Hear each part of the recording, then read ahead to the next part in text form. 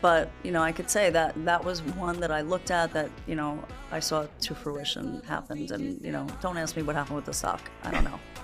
So I find it so interesting that, everyone in this office is so young. Like when you're walking through that bullpen, it's all 20-somethings. And we know from the docuseries that Jordan would pick people who were, not as educated as a typical Wall Streeter, people who are really hungry, which is not a bad thing because they have ambition. But he was really kind of introducing them to this lifestyle and saying, you can be like me. And as a young woman walking through that, especially in the 90s, there was no Me Too, there was no corporate rules, there was no HR. How did you handle that as a woman working in that environment? Eventually, my older brother ended up getting a job there, and he's not one that you mess around with at all.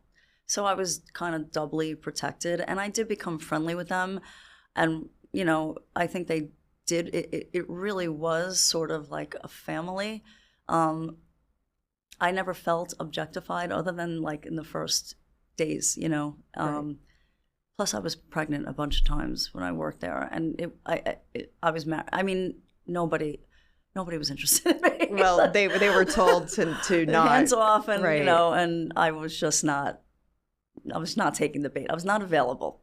So when you see Scorsese's shot of Stratton and it's these guys yelling and screaming at each other, was that accurate? 1,000%.